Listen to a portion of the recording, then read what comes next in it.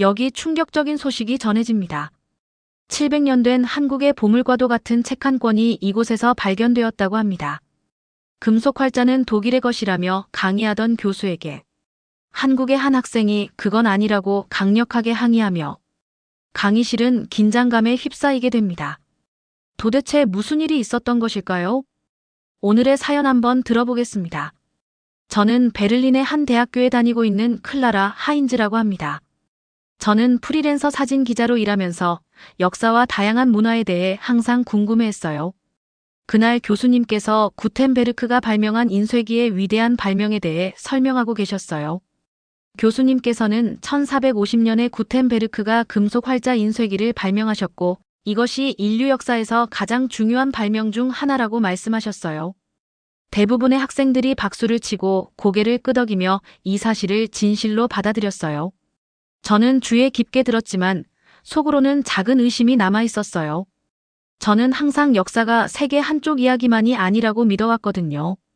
그래서 배운 내용 이외에도 더 많은 것이 있을 수 있지 않을까 하는 생각을 하게 되었어요.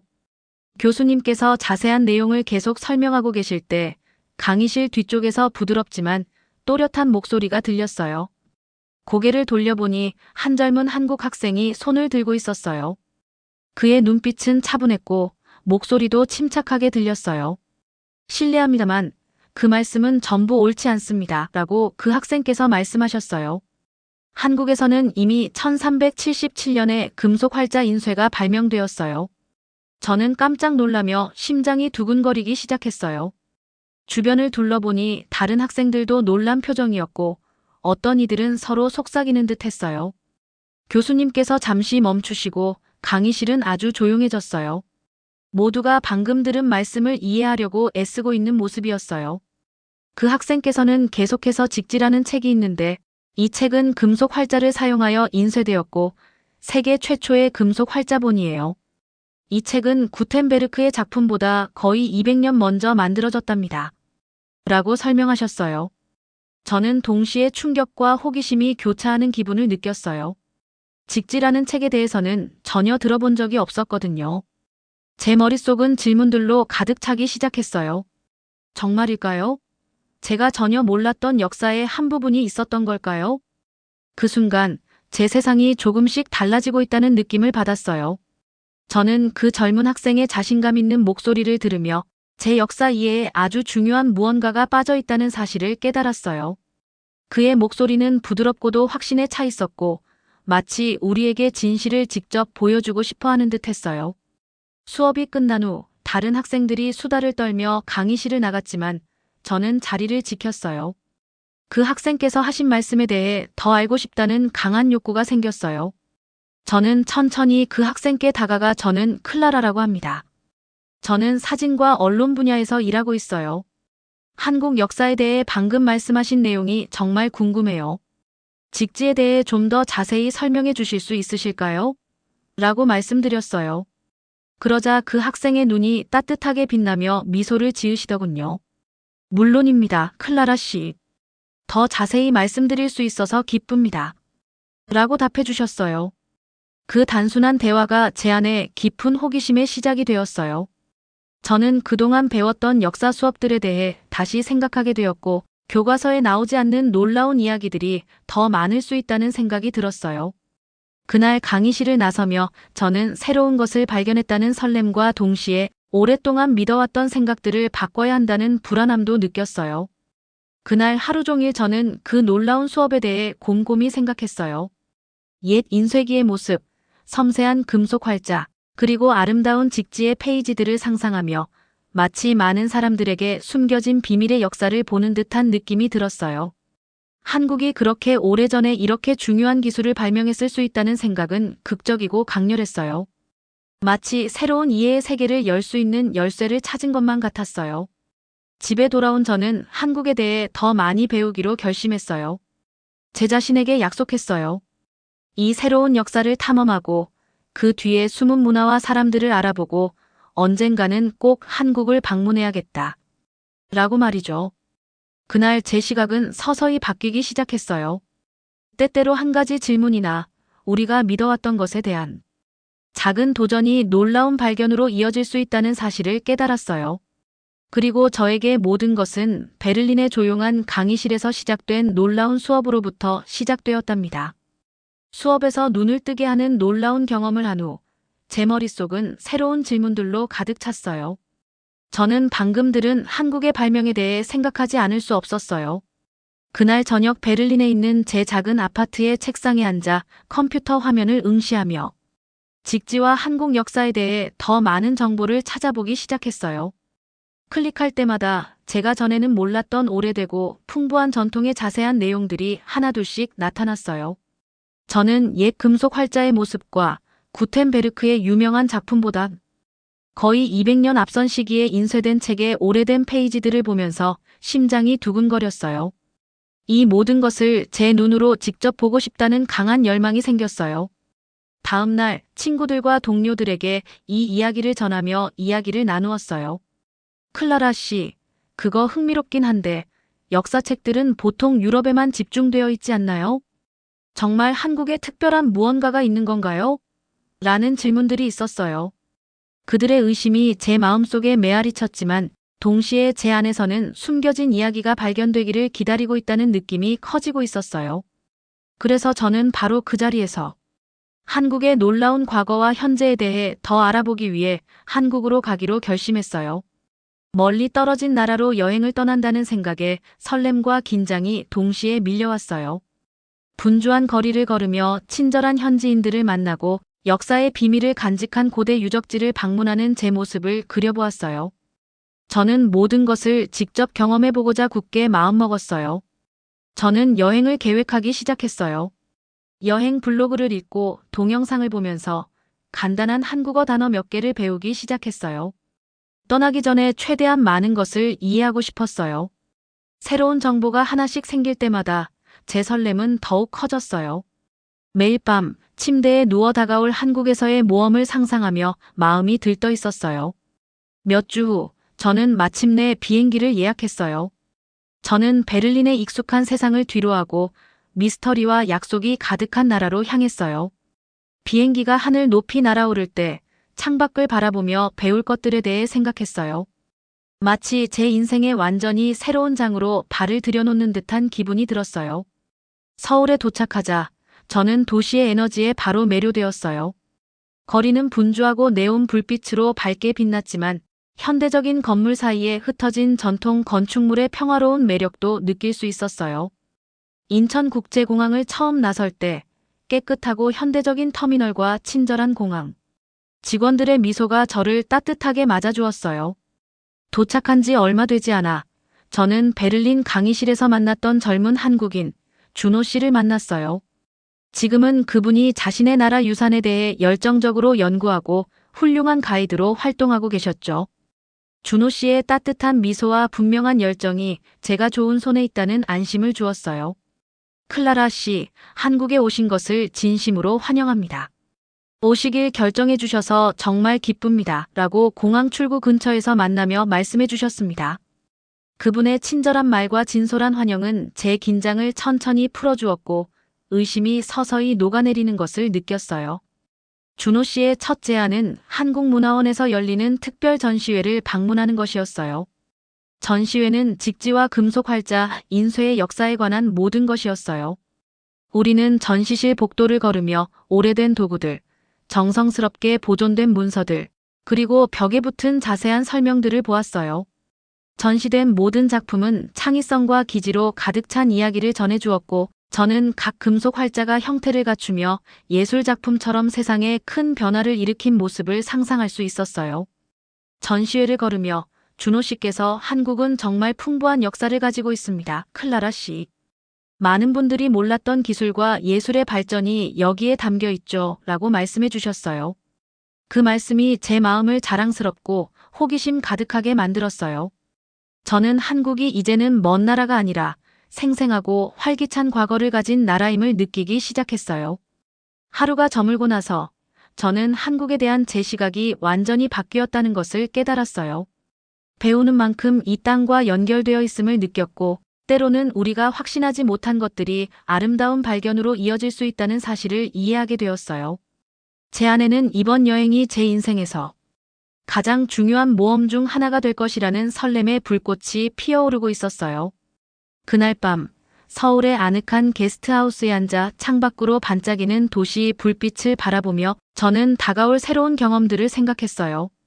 처음에는 수많은 질문과 약간의 회의감이 있었지만 지금은 한국의 고대 전통부터 현대의 경이로운 모습까지 모든 것을 배우고 싶다는 마음이 가득했어요. 한 걸음 한 걸음이 한국의 역사뿐만 아니라 제 자신의 새로운 모습을 이해하는 데 큰 도움이 될 것임을 확신했습니다. 서울에 도착하자마자 저는 도시의 아름다움과 에너지에 넋을 잃었어요. 주위를 둘러보니 분주한 사람들과 화려한 불빛, 다채로운 간판들이 가득했어요.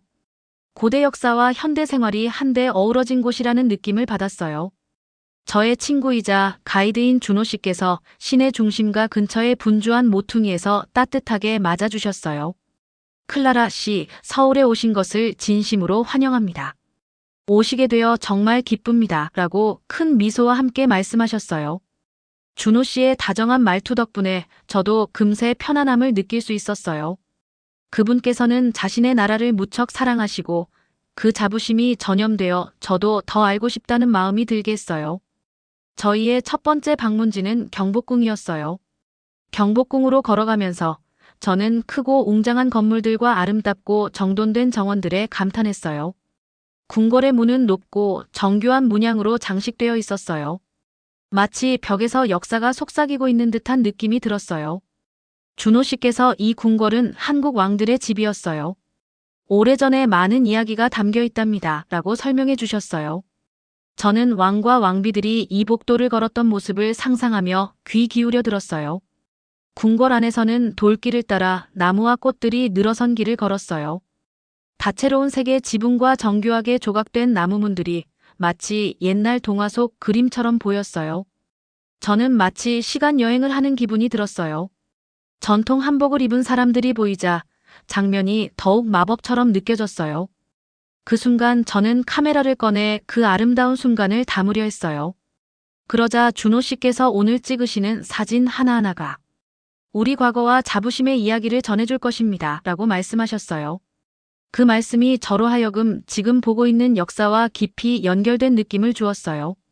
경복궁 탐방을 마치신 후 준호 씨께서 전통 예술과 문화로 유명한 인사동으로 저를 모시고 가셨어요. 인사동의 거리는 좁고 작은 상점들이 줄지어 늘어서 있었어요.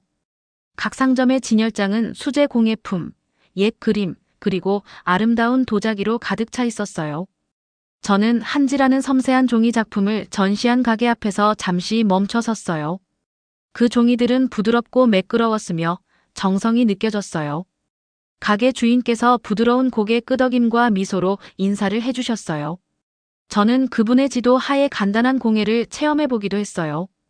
비록 간단한 활동이었지만 한국 전통의 한 부분을 직접 만지는 느낌이 들어 정말 소중했어요. 다음으로 저희는 북촌 한옥마을을 방문했어요. 이곳은 옛 전통 가옥인 한옥이 아직도 사용되고 있는 곳이었어요. 마을을 걸으며 저는 마치 실생활 속 이야기 속에 있는 듯한 기분이 들었어요. 한옥들은 기와 지붕과 목재 기둥을 가지고 있었고 좁은 골목길이 그 사이를 구불구불하게 이어지고 있었어요. 준호 씨께서 이 한옥들은 수백 년 동안 보존되어 왔어요. 선조들이 어떻게 살았는지를 보여준답니다. 라고 설명해 주셨어요. 저는 그분께서 각 가옥의 조각된 문과 작은 정원을 가리켜 주시는 말씀에 집중하며 옛날 가족들이 이곳에서 함께 식사하며 이야기를 나누던 모습을 상상해 보았어요. 저는 건물 하나, 유물 하나, 거리의 한 모퉁이마다 한국인들이 지닌 자부심을 느낄 수 있었어요. 투어 내내 준호 씨께서 저의 관심을 끌기 위해 여러 질문을 해주셨어요. 궁궐은 어땠나요? 라고 물으시자 저는 비밀과 이야기가 가득한 것 같아요. 아직 풀리지 않은 이야기가 기다리고 있는 느낌입니다. 라고 대답드렸어요.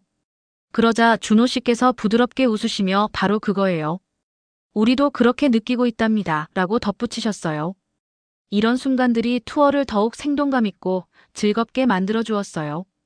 마치 단순한 방문객이 아니라 진심으로 배워가는 친구처럼 느껴졌어요. 하루가 끝날 무렵 작은 카페에 앉아 경복궁 근처에서 하루를 돌아보며 저는 모든 멋진 광경들을 되새겼어요. 저는 앞으로 이 멋진 도시에서 또 어떤 놀라운 일들이 기다리고 있을지 기대하면서 감사한 마음을 가졌어요. 오늘은 한국 음식과 활기찬 사람들의 에너지를 직접 체험하는 날이었습니다. 저는 아침 일찍 일어나서 설렘과 호기심으로 하루를 맞이했어요. 호텔 밖에서 제 친구 준호 씨께서 밝은 미소로 맞아주시며 클라라 씨, 오늘은 꼭 우리 전통 음식을 드셔보셔야 합니다. 맛과 정이 가득하답니다라고 말씀해 주셨어요. 그 말씀을 들으니 저는 더욱 탐험하고 싶다는 기분이 들었습니다. 저희 첫 번째 방문지는 전통 한식당이었습니다.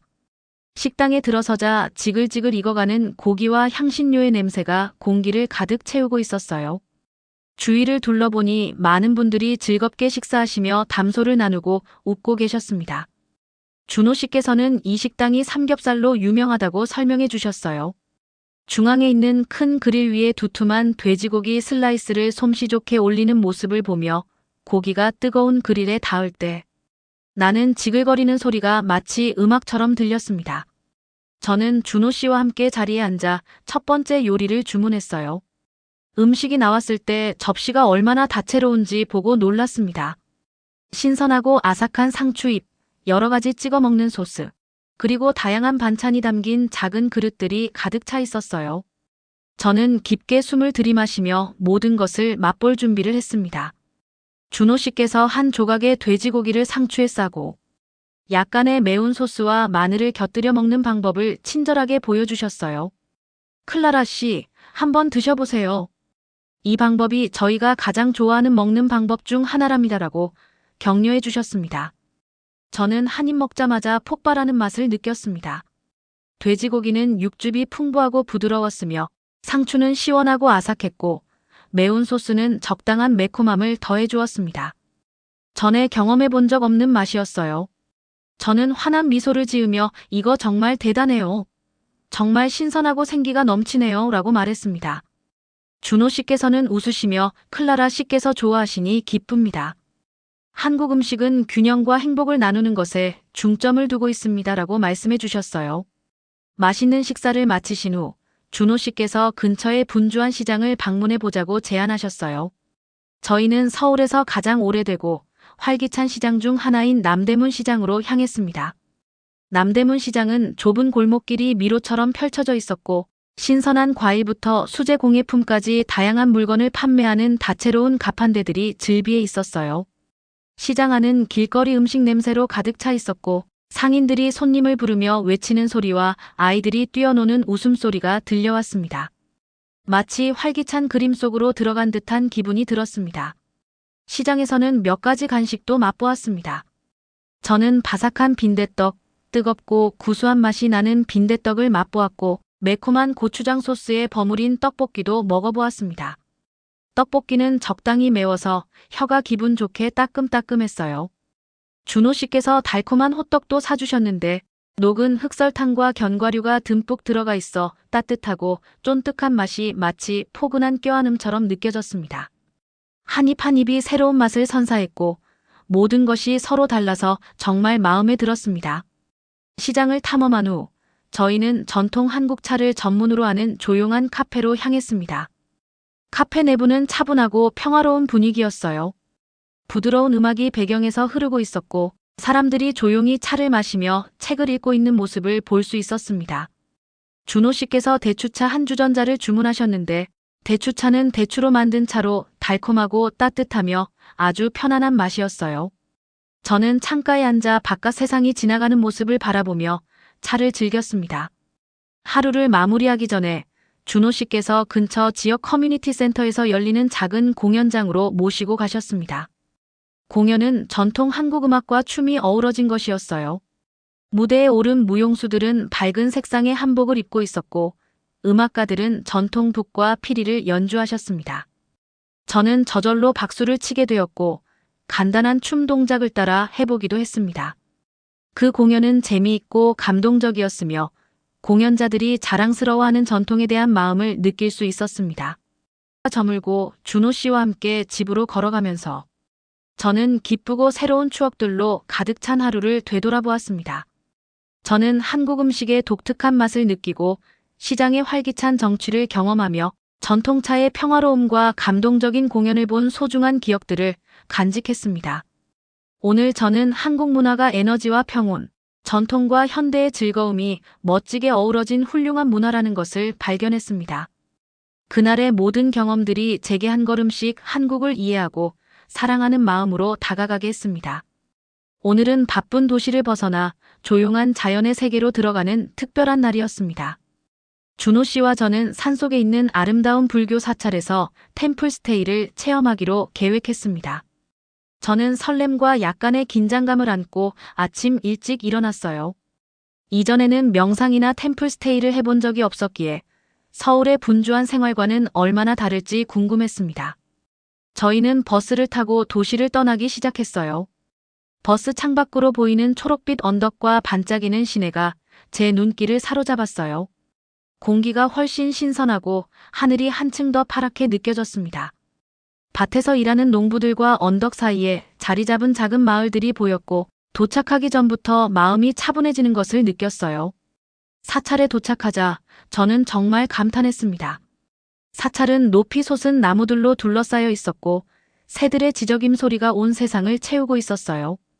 사찰 건물들은 오래되었지만 정갈하게 관리되고 있었고 곡선 지붕과 소박한 나무벽들이 평화롭고 역사의 깊이를 느끼게 해주었습니다.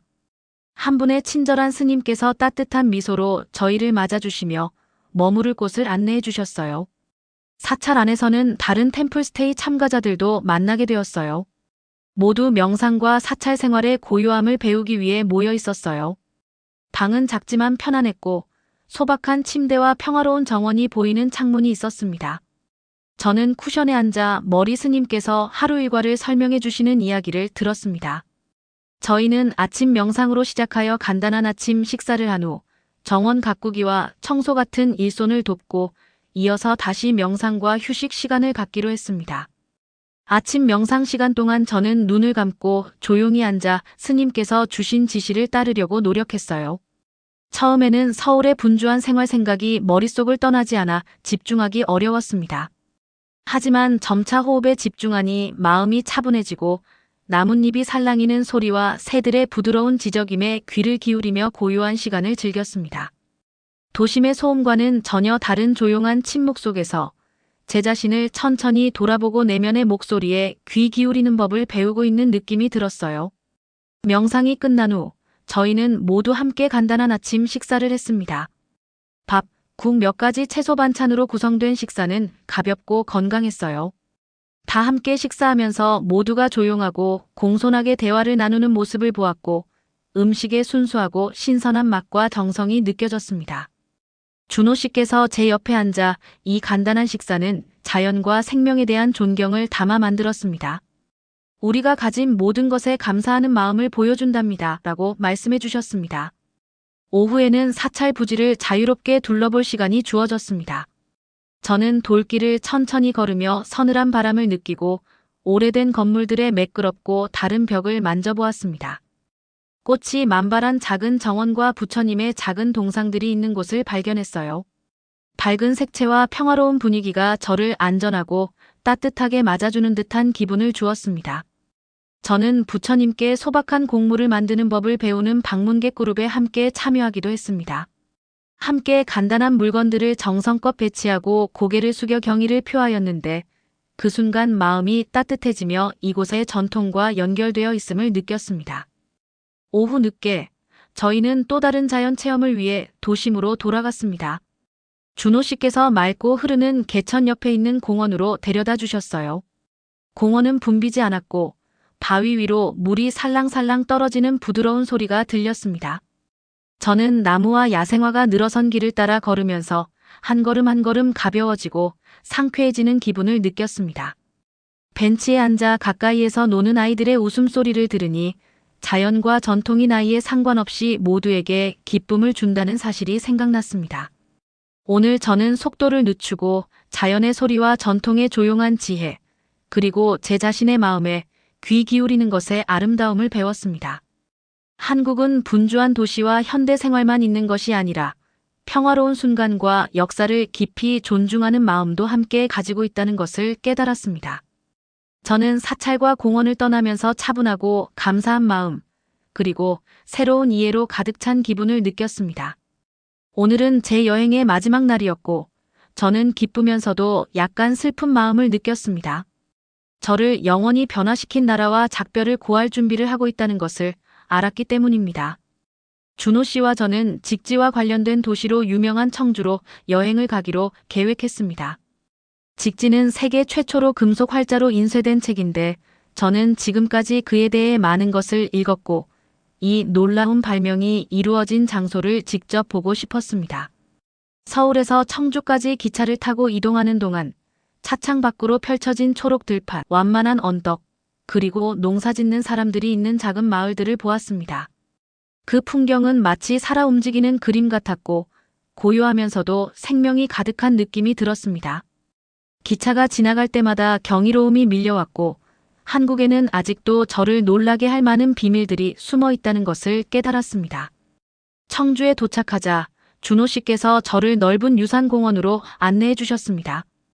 그 공원은 밝고 탁 트여 있었으며 정성껏 관리된 정원과 곳곳에 역사적 의미를 담은 표지판들이 있었습니다. 저는 그 길을 걸으며 땅에 깃든 오랜 역사에 대한 깊은 존경심을 느꼈습니다. 한 걸음 한 걸음이 이 땅 뒤에 숨은 긴 역사를 떠올리게 했습니다. 곳곳에 설치된 표지판에는 650년이 넘는 세월 전에 직지가 금속 활자로 인쇄되었음을 설명하고 있었고 저는 고대 장인들이 정성스럽게 금속에 글자를 새기고 아름다운 책을 만들어냈던 모습을 거의 상상할 수 있었습니다. 공원 안에는 인쇄 예술에 헌신한 특별한 박물관이 있었습니다. 저는 두 눈을 크게 뜨고 가슴이 두근거리며 그 박물관에 들어갔습니다. 방 안은 오래된 인쇄도구, 금속 활자, 조각들, 그리고 고문서, 사본들로 가득 차 있었습니다. 준호 씨께서 제 손을 잡으며 여기가 역사가 살아 숨쉬는 곳입니다. 클라라 씨. 여기 있는 모든 물건들이 창의력과 열정의 이야기를 전해줍니다라고 말씀해 주셨습니다. 그분의 부드러운 목소리에는 자부심이 가득했고 저는 더욱 과거와 연결되어 있는 느낌을 받았습니다. 저는 박물관 안을 천천히 걸으며 직지에서 인쇄된 한 페이지가 전시된 진열장을 만져보았습니다. 그 종이는 오래되어 잉크가 약간 발해 있었지만 누군가가 정말 열심히 만들어냈다는 것이 분명했습니다. 저는 오래전에 이 놀라운 작품들을 창조한 분들을 생각하며 따뜻한 감동을 느꼈습니다. 마치 그분들의 배움과 지식에 대한 사랑이 시간을 넘어 오늘의 저를 영감으로 이끈 것 같았습니다. 이어 준호 씨께서 직접 체험할 수 있는 인쇄 체험에 참여해보라고 초대해 주셨습니다. 저는 작은 금속 활자와 나무 블록 세트를 받았습니다. 친절한 안내자께서 단어를 만들기 위해 활자들을 배열하고 그 후 종이에 찍어내는 방법을 보여주셨습니다. 제가 그 과정을 시도할 때 손이 약간 떨렸습니다. 단순한 작업이라도 큰 정성과 인내심이 필요하다는 것을 깨달았습니다. 블록을 누를 때마다 고대 장인들과 깊은 연결감을 느꼈고 잠시 동안 제가 그 역사 속의 한 부분 과거와 현재를 잇는 다리인 것처럼 상상했습니다. 박물관 관람을 마친 후 저희는 근처의 작은 시냇물이 내려다 보이는 공원에서 천천히 산책을 했습니다. 물은 부드럽게 흐르고 나무들이 산들바람에 속삭이는 듯 했습니다. 저는 벤치에 앉아 평온하고 사색에 잠긴 채 주위를 둘러보았습니다. 서울의 웅장한 궁궐부터 산속의 고요한 사찰까지 제가 방문했던 모든 장소들이 떠올라 한국에 대한 사랑이 더욱 깊어졌습니다. 베를린에서의 제 생활과는 전혀 다른 따뜻한 사람들, 맛있는 음식, 그리고 아름다운 전통들을 다시금 생각하게 되었습니다. 해가 지기 시작하며 하늘이 주황색과 분홍색으로 물들 때 준호 씨와 저는 서로의 생각을 나누었습니다. 저는 제 나라에 대해 이런 감정을 느낄 줄 몰랐습니다. 라고 준호 씨께서 부드럽게 말씀하셨습니다. 하지만 매일 우리 사람들은 우리 역사와 문화를 자랑스럽게 여기고 있습니다. 저는 미소 지으며 저는 의심과 질문을 안고 이곳에 왔지만 이제 진실을 보게 되었습니다. 한국은 아름다움과 지혜, 따뜻함이 가득합니다. 이 추억들은 영원히 제 마음속에 간직할 것입니다. 라고 답했습니다. 그분의 말씀은 마치 약속처럼 느껴졌습니다. 저는 이번 여행이 한국의 과거에 대해 가르쳐 준 것뿐만 아니라 제 안의 새로운 부분을 발견하게 해주었다는 것을 깨달았습니다. 모든 문화에는 고유의 보물이 있으며 그것들을 배우는 것이 세상을 바라보는 시각을 바꿀 수 있다는 것을 이해했습니다. 감사한 마음으로 저는 유산공원을 마지막으로 한 번 더 바라보았습니다. 비록 청주를 떠나지만 한국의 정신은 언제나 제 곁에 있을 것임을 알았기 때문입니다. 영상 재미있게 보셨나요? 마음에 드셨다면 구독과 좋아요 부탁드리겠습니다. 다음 영상 만드는데 큰 힘이 됩니다. 감사합니다.